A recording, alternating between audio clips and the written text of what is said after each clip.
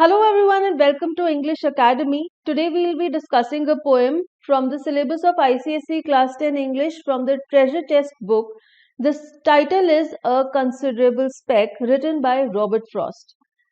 Now this is a very interesting poem because the poet is discussing a very minute thing and Robert Frost की ये खासियत है कि वो बहुत ही छोटी छोटी चीज़ों को बहुत बड़ा बना देते हैं अपनी poems के थ्रू.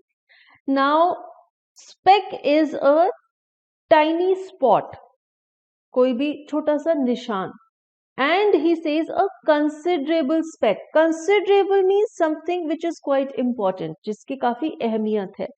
So यहाँ पर हमें टाइटल में एक बहुत ही important figure of speech भी देखने को मिलता है, which is oxymoron. Oxymoron is a figure of speech which uses two words. The first word is an adjective and the second word is a noun. The adjective describes the noun. Here considerable is the adjective and speck the noun. Now speck is a tiny spot which is very irrelevant and considerable means जो कि चीज काफी important है. तो ये एक oxymoron हो गया क्योंकि आपने एक ऐसा एडजेक्टिव यूज किया है एक नाउन के साथ जो कि ऑपोजिट है, क्योंकि स्पेक काफी इररेलेवेंट होता है क्योंकि वो बहुत छोटा होता है and considerable means a very important thing. So this is the very interesting title of the poem and the poem is also very interesting. So let us start the video. We will read the poem, we will discuss the difficult word meanings, I will explain the poem and we'll also see the figures of speech that have been used. A speck that would have been beneath my sight on any but a paper sheet so white set off across what I had written there, and I had idly poised my pen in air to stop it with a period of ink when something strange about it made me think this was no dust speck but my breathing blown, but unmistakably a living mite with inclinations I could call its own. Speck is a very small spot or a small piece of dirt. Set off means ran away, and idly means without any purpose or lazily. Poised means held steady. Unmistakably का मतलब है undoubtedly. Might is a very small insect and inclinations means feelings. Now here the poet says a speck that would have been beneath my sight. Beneath means जिसे हम नजरअंदाज कर देंगे, तो वो कहते हैं कि एक बहुत ही छोटा सा डस्ट का पीस था जिसे कि मैं देखता भी नहीं, क्योंकि जो कि वो मुझे दिखाई भी ना देता, जो कि एक वाइट शीट के पेपर के ऊपर था. लेकिन क्या होता है, वो चलने लग जाता है. Set off across what I had written there, जो मैंने कुछ थोड़ा सा इस कागज पर लिखा था, वहां से मैंने क्या देखा कि वो जो डर्ट का टुकड़ा है वो मूव करने लग गया. तब उनका ध्यान उस पर गया और मैंने अपने पेन को वहीं हवा पे रोक दिया, क्योंकि वो हैरान हो गए कि अरे ये डस्ट का टुकड़ा ऐसे हिल कैसे रहा है. फिर वो कहते हैं to stop it with a period of ink, कि मैंने सोचा कि कहीं ऐसा ना हो कि वो मेरे पेन से टकरा जाए और इंक से गीला होकर पेपर पे पड़ा रह जाए, इसीलिए मैंने अपने पेन को हवा में ही रोक लिया. लेकिन उसके मूवमेंट में कुछ अजीब था और इस वजह से मैं सोचने लग गया कि ये कोई मिट्टी का पीस नहीं है जो कि मेरे सांस से उड़ने लग गया है और इसलिए हिल रहा है. ये तो एक जिंदा जानवर है, एक छोटा सा इंसेक्ट है और इसका अपना दिमाग है, अपनी फीलिंग्स है, अपनी सोच है. So here he says that जब मैं पेपर पर लिख रहा था तो अचानक से ही एक डस्ट का छोटा सा पार्टिकल हिलने लग गया, तो मुझे ऐसा लगा कि वो मेरी सांस से उड़कर हिलने लग गया है और मैंने अपने पेन को हवा में ही रोक लिया, क्योंकि मैंने सोचा कि कहीं ऐसा ना हो कि मैं लिखते लिखते उससे टकरा जाऊं और वो मेरी पेन की इंक से गीला होकर पेपर पर वहीं पर चिपक जाए.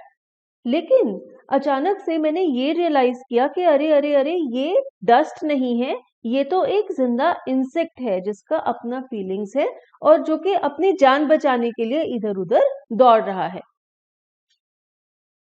It paused as with suspicion of my pen and then came racing wildly on again to where my manuscript was not yet dry. then paused again and either drank or smelt with loathing, for again it turned to fly, plainly with an intelligence I dealt. Racing means running, दौड़ता हुआ आना, and manuscript is the piece of written text, the piece of matter which the poet had written on the paper. Paused means stopped. Loathing means a dislike or hatred for something. Plainly means clearly. तो यहाँ पे वो कहते हैं कि उसे suspicion हुआ, उसे शक हुआ मेरे पेन पर कि कहीं मैं अपने पेन से उसे हिट ना कर दूं, इसीलिए वो जो माइट था वो चलता चलता रुक गया और फिर अचानक से एकदम तेजी से दौड़ने लग गया, उस एरिया पर पहुंचने लग गया, उस एरिया की तरफ जाने लग गया जहां पर पोएट ने लिखा था और जहां पर जो टेक्स्ट है वो अभी गीला था, इंक गीली थी, वो अभी सूखी नहीं थी। और फिर वो कहते हैं कि वो वहां जाकर रुक गया, शायद वो इंक को पी रहा था या उसको स्मेल कर रहा था और फिर उसे वो इंक की स्मेल अच्छी नहीं लगी क्योंकि वो अचानक से एकदम से फिर से मुड़ा और उड़ने लग गया। Plainly with an intelligence I dealt, तो कहते हैं कि मैंने उसके साथ जो डीलिंग है वो बहुत ही इंटेलिजेंस से की। अब देखिए बहुत ही आम सा इंसिडेंट है, इनफैक्ट हम कभी रियलाइज भी नहीं करते होंगे कि इस तरह से हम किसी पेज पर लिख रहे हैं और वहां पर एक छोटा सा इंसेक्ट दौड़ रहा है और पोएट ने कितनी ब्यूटीफुली इस चीज को एक पोएम में लिखा है। That is the marvel of his skill. Then he says, it seemed too tiny to have room for feet, yet must have had a set of them complete to express how much it didn't want to die. It ran with terror and with cunning crept. It faltered. I could see it hesitate. Then in the middle of the open sheet, covered down in desperation to accept whatever I accorded it of fate. Now here, room here means space. उसके पास जगह थी. A set of them means a set of feet. Terror means fright and cunning means cleverness. Faltered means walk with less confidence. Hesitate का मतलब है reluctant होना, uncertain होना. Cover down means hand down and move backward in fear. Means आप झुक जाते हैं और पीछे की तरफ मूव करने लग जाते हैं क्योंकि आप डरे हुए हैं. Desperation is a state of hopelessness which leads to extreme behavior. Accorded means granted. तो यहाँ पे वो कहते हैं कि ये जो इंसेक्ट है ये दिखने में इतना छोटा था कि लगता था कि इसके पास जगह ही नहीं होगी इसके बॉडी में कि इसके पैर भी होंगे, लेकिन इसके पास पैर तो थे क्योंकि ये इधर उधर दौड़ रहा था और बेचारा इतना बेचैन था, इतना तेजी से इधर उधर दौड़ रहा था क्योंकि वो अपनी जान बचाना चाहता था, वो मरना नहीं चाहता था और वो बहुत ज्यादा डरा हुआ था और बेचारा चालाकी से क्रीप कर रहा था, मीन्स धीरे धीरे धीरे धीरे मूव कर रहा था क्योंकि अभी उसे लग रहा था कि वो खतरे में है। और बेचारे ने फॉल्टर भी किया, कॉन्फिडेंस के बिना भी चला क्योंकि कॉन्फिडेंस तो कम हो ही जाएगा ना जब आपको डर लगेगा कि आप खतरे में हैं। और बेचारा रिलक्टेंट भी था मूव करने में, तो वो अलग अलग पैंतरे अपना रहा था, कभी तो तेजी से दौड़ता था, कभी रुक जाता था, कभी उड़ने की कोशिश करता था, वो अपनी जान बचाने की कोशिश कर रहा था। और फिर कागज के बीचों बीच उसने क्या किया, वो धीरे धीरे धीरे मूव करने लग गया। In desperation to accept whatever I accorded it of fate. अब वो बेचारा बहुत बेचैन हो रहा था और वो एक्सेप्ट कर रहा था कि मैं उसका जो भी फेट निश्चित कर दूंगा, मीन्स या तो मैं उसे मार दूंगा या मैं उसे छोड़ दूंगा। तो वो मेरे आगे घुटने टेक चुका था कि अरे भाई तुम्हें जो करना है कर लो, चाहे मुझे मार दो चाहे मुझे छोड़ दो। तो अब जब इस माइट ने, इस इंसेक्ट ने ये रियलाइज किया कि वो अपनी जान बचाने के लिए कुछ नहीं कर सकता, वो वहां से भाग नहीं सकता, तो उसने गिव अप कर दिया और शीट के बीचों बीच डर से भरा हुआ वो इंसेक्ट आकर बैठ गया और धीरे धीरे धीरे धीरे मूव कर रहा था और हमारे पोएट को, नरेटर को ये कह रहा था कि तुमने मेरे साथ जो करना है वो कर लो। Then he says, I have none of the tenderer than thou collectivistic regimenting love with which the modern world is being swept, but this poor microscopic item now, since it was nothing I knew evil of, I let it lie there till I hope it slept. Tenderer than thou means more loving or delicate than you are. It is an attitude. Means आप ऐसा सोचते हैं, आपका ऐसा attitude है कि आप बहुत ज्यादा प्यार करते हैं किसी को. Collectivistic means concerned with some group, class, or society, and which is not referring to individuals. Regimenting here means something which is imposed strictly by the state or the society. Strict rules imposed on the people. Swept means strongly affected by something, and microscopic item here means the invisible insect. उसे microscopic item कहा गया है. Microscopic item एक ऐसी चीज होती है जो कि हमें नेकेड आई से नहीं दिखाई देती, माइक्रोस्कोप के अंडर दिखाई देती है. तो यहाँ पे हमारे नरेटर हमें कहते हैं कि मेरे दिल में कोई बहुत ज्यादा प्यार नहीं था, जैसे कि मॉडर्न वर्ल्ड में देखा जाता है. तो वो यहाँ पे कह रहे हैं, I have none of the tenderer than thou collectivistic regimenting love. Means आम लोगों में ये एक जनरल भावना होती है. लव इसमें सफाई के लिए लव भी हो सकता है, या ये लव भी हो सकता है कि हाँ, हमें कोई भी जानवर दिखे तो हम उसे मार दें. लेकिन हमारे पोएट कहते हैं कि मेरे दिल में ऐसा कोई एटीट्यूड नहीं है जो कि हमें आसपास मॉडर्न वर्ल्ड में दिखाई देता है. लेकिन मुझे बस ऐसा लग रहा था कि ये बेचारा माइक्रोस्कोपिक आइटम है, बहुत ही छोटा सा लिविंग बीइंग है, और ऐसा ही सोचकर मुझे ऐसा लगा कि मेरे दिल में कोई बुरी भावना नहीं है इसके लिए जिसकी वजह से मैं इसे मारूं. इसलिए मैंने उसे वहीं पर पड़े रहने दिया टिल इट स्लेप्ट. अब यहाँ पे स्लेप्ट का मतलब हम ये भी ले सकते हैं कि जब तक उसे जीना था, मरना था, या वो खुद ही अपने आप कहीं चला जाए तो चला जाए. हमारे नरेटर ने ये सोचा कि मैं इसके साथ कुछ बुरा नहीं करूंगा क्योंकि ये मेरे लिए कोई खतरा नहीं है, इसलिए इसे इस तक ही रहने देते हैं. इसे जीना है, मरना है या कहीं जाना है, वो इसकी मर्जी है.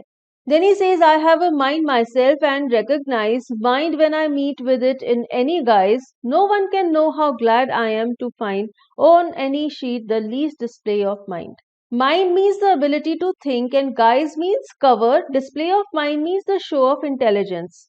So the narrator says कि मेरे पास एक दिमाग भी है और इसी वजह से मैं रिकग्नाइज कर लेता हूँ किसी और दिमाग को भी. तो यहाँ पे वो क्या कह रहे हैं कि उन्होंने आइडेंटिफाई कर लिया था कि जो पेपर पे जो चीज मूव कर रही है वो मिट्टी का टुकड़ा नहीं है, वो एक जीता जागता इंसेक्ट है.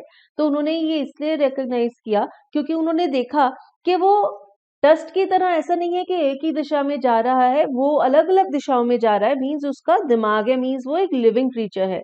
तो वो कह रहे हैं कि चाहे किसी भी भेस में मेरे सामने कोई दिमाग वाली चीज आ जाती है तो मैं आइडेंटिफाई कर लेता हूँ कि ये एक बेजान चीज नहीं है, ये एक जीती जागती चीज है क्योंकि इसमें दिमाग है. एंड फिर वो कहते हैं कि किसी को भी ये नहीं पता कि मैं बहुत ज्यादा ग्लैड था कि उस कागज के ऊपर भी मैंने डिस्प्ले ऑफ माइंड देखा. मींस कागज के ऊपर भी जब वो इंसेक्ट को मैंने देखा और वो अपना दिमाग चला रहा था अपनी जान बचाने के लिए, तो वो चीज देखकर मुझे बहुत ग्लैड फील हुआ, बहुत खुशी हुई ये देखकर कि लिविंग बीइंग का जो छोटा से छोटा पार्टिकल है उसके पास भी दिमाग है और वो भी अपना दिमाग यूज करता है अपनी जान बचाने के लिए. Now let us discuss the figures of speech used in this poem. Now the poet has used rhyme in the poem, but there is not an even rhyme scheme because some places we will see दो lines में ही rhyme है, लेकिन कई जगहों पर हमें दिखेगा कि काफी अनइवन राइम है. अब अगर हम इस स्टैंजा को लें, साइट एंड वाइट राइम कर रहे हैं, देयर एंड एयर राइम कर रहे हैं, इंक एंड थिंक राइम कर रहे हैं, ब्लोन एंड ओन राइम कर रहे हैं, and might is rhyming with sight white. So ये राइम स्कीम आप देख रहे हैं. अब आगे वाले स्टैंजाज में राइम स्कीम बिल्कुल अलग होगा. फिर यहाँ पर हमें एंजैबमेंट भी देखने को मिलती है. काफी प्लेसेस पर आपको दिखेगा कि एक ही सेंटेंस नेक्स्ट लाइन में कंटिन्यू हो रहा है, प्रीवियस लाइन के एंड में कोई पंक्चुएशन मार्क यूज नहीं हुआ है. Then we also see alliteration, been, beneath. Both the consecutive words are starting with the same consonant sound. यहाँ पर भी एलिट्रेशन है, म साउंड, ब्रीदिंग, ब्लोन, अगेन ब साउंड, कुड, कॉल, क साउंड. पोएम में काफी जगहों पर इन्वर्जन भी यूज हुई है. Inversion is a poetic device when the structure of the sentence is inverted. We can also say that passive voice is use. जैसे कि यहाँ पर देखिए, This was no dust speck by my breathing blown. So otherwise sentence का structure कैसा होना चाहिए था? Blown by my breathing. तो यहाँ पे blown by my breathing की जगह उन्होंने कहा by my breathing blown. So this kind of device is used because sometimes they want to create a rhyme effect, musical effect. So that is why such devices are used by the poets. Next answer का rhyme scheme देखते हैं. Pen again they are rhyming and then dry and fly are rhyming, smelt and dwelt are rhyming. यहां पर भी inversion है with an intelligence I dwelt, otherwise it should have been I dwelt with an intelligence. My manuscript, this is alliteration. M sound is repeating at the start of these two words, and again you can see enjambment over here. Then in this stanza, let us see the rhyme scheme. Feet and complete are rhyming. Die is be. This is not rhyming with any other word. Then crept, accept are rhyming. Hesitate is also not rhyming. Sheet is rhyming with feet. Fate is rhyming with hesitate. Then we see alliteration. Too tiny. T sound is repeating. Have, had, her sound. Cunning, crept, k sound. Down, desperation, d sound. And there is enjambment in various places. Now in this stanza, let us see the rhyme scheme. This will be A, this will be B. Swept is C. Now is rhyming with thou. Off is D. And slept is rhyming with swept. फिर यहाँ पे भी हमें enjambment दिख रही है. With which is alliteration. Let lie, again alliteration, and the rhyme scheme used in this stanza is A, B, B. Recognize and guys are rhyming, find and mind are rhyming. And then we see alliteration here, mind, myself, m sound. So that's all for this video. इस video में हमने बहुत ही interesting poem को पढ़ा, A Considerable Speck, written by Robert Frost. We saw the difficult word meanings and I explained the poem, and we also discussed the figures of speech. If you have any doubts, please write in the comments. Thank you for watching this video, and for lesson notes and important question and answers of this chapter, please check out the links given in the description box below the video.